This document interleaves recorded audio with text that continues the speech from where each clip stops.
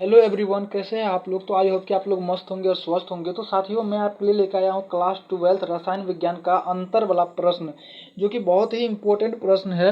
आपको ये 2 अंक में पूछा जाएगा और बहुत ही इंपॉर्टेंट प्रश्न है। तो आप लोग इस सेशन को पूरा देख करके जाइएगा, ठीक ना, बीच में नहीं छोड़िएगा। और देखिए, हम अपने हाथों से लिख करके लाए हैं और कितना सरल भाषा में लिख करके लाए हैं, बिल्कुल सरल भाषा में। और कैसे ऑब्जेक्टिव पूछेगा ये भी मैं आपको बताऊंगा। इस अंतर से आपको 2 नंबर मिलने वाले हैं बोर्ड परीक्षा में। आप किसी भी बोर्ड से हैं, चाहे आप बिहार बोर्ड से हो, चाहे यूपी बोर्ड से हो, चाहे एमपी बोर्ड से हो, चाहे झारखंड बोर्ड से हो, किसी भी बोर्ड से हो, अगर आप एनसीईआरटी पढ़ते हो तो ये वीडियो आपका बहुत शानदार होने वाला है। इसमें देखिए आपको क्या, इसमें किसमें अंतर देखना है। तो आपको देखिए इसमें दिया गया है अनुक्ता। हम आपको आज बताने वाले अनुक्ता तथा कोटि में अंतर। अनुक्ता व कोटि में अंतर लिखिए, आपको 2 अंक में बोल देगा। अनुक्ता तथा कोटि को विभक्त कीजिए या अंतर अंतर लिखिए, ठीक ना, अनुक्ता तथा कोटि में। तो हम आपको बहुत ही सरल भाषा में बताएंगे, यहाँ से क्या क्या ऑब्जेक्टिव पूछेगा हम सब बताएंगे आपको। आप अंतिम तक जुड़े रहिए, मैं यही बोलूँगा। और आप इसको अपने कॉपी में नोट कर लीजिएगा। बहुत मेहनत लगता है को लिखने में, हाथ से लिख करके लाए हैं। कोई पीपीटी हम बना सकते थे, हम नहीं बनाए क्योंकि आपको दिक्कत होगा पीपीटी से, इसलिए हम हाथ से लिख करके लाए हैं कि आप किस हिसाब से लिखिएगा, ठीक है ना। तो चलिए हम वीडियो को स्टार्ट करते हैं। अगर आप इसको नोट नहीं करते हो तो फिर आपको देखने का कोई मतलब नहीं रह जाता है, ठीक ना।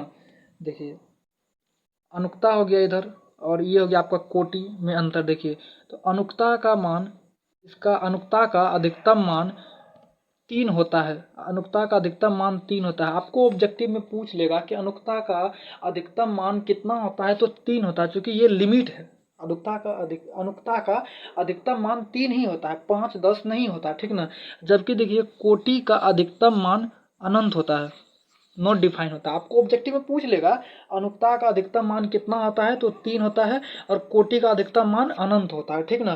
देखिए, इसका मान 0 नहीं होता है।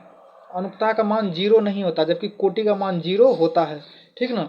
उसके बाद देखिए, अनुक्ता का मान भिन्न नहीं होता। अनुक्ता का मान भिन्न में नहीं होता है, जबकि कोटि का मान भिन्न में होता है। कोटि का मान भिन्न में होता है। कोटि का मान भिन्न में होता है। कोटि का मान भिन्न में होता है। और देखिए, अनुक्ता को प्रैक्टिकल थ्योरिटिकल द्वारा दर्शाया जाता है। अनुक्ता को थ्योरिटिकल द्वारा दर्शाया जाता है, जबकि कोटि को प्रैक्टिकल द्वारा दर्शाया जाता है। कोटि को प्रैक्टिकल द्वारा दर्शाया जाता है। यहाँ से देखिए, जो 4 ऑब्जेक्टिव लिखे हैं, इतना ऑब्जेक्टिव है कि यहाँ से आपको चारों लाइन में आपको ऑब्जेक्टिव ही देखने को मिलेगा, ठीक ना। ये जो 4 लाइन दिया हुआ है आपको अंतर वाला में, तो इसमें चारों में आपको ऑब्जेक्टिव मिलेगा देखने को, ठीक ना। हम बताते हैं, देखिए कैसे पूछेगा। सबसे पहले देखिए, अनुक्ता और कोटि में तो अंतर आप तो लिख रहे हैं, ठीक ना। पूछेगा कि अनुक्ता का अधिकतम मान कितना होता है, तो आपको लगा देना है 3, ठीक ना।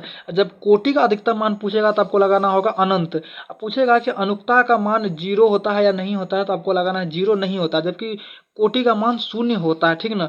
और देखिए, अनुक्ता का मान भिन्न में नहीं होता है, जबकि कोटि का मान भिन्न में होता है, ठीक ना। और देखिए, अनुक्ता को थ्योरिटिकल द्वारा मतलब प्रदर्शित किया जाता है, व्यक्त किया जाता है, जबकि कोटि को प्रैक्टिकल द्वारा प्रदर्शित या व्यक्त किया जाता है, ठीक ना।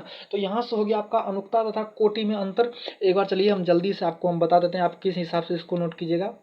देखिए, आप सेम ऐसे नोट कीजिएगा। देखिए, अनुक्ता का अधिकतम मान, इसका अधिकतम मान, ठीक ना, +3 होता है, जबकि इसका अधिकतम मान अनंत होता है, ठीक ना। अनुक्ता का मान 0 नहीं होता है, इसका मान 0 होता है। इसका मान, अनुक्ता का मान भिन्न में नहीं होता है, जबकि कोटि का मान भिन्न में होता है। और देखिए, अनुक्ता को थ्योरिटिकल द्वारा व्यक्त किया जाता है, जबकि कोटि को प्रैक्टिकल द्वारा व्यक्त किया जाता है। तो मुझे आशा है कि आपको वीडियो बहुत अच्छा लगा होगा।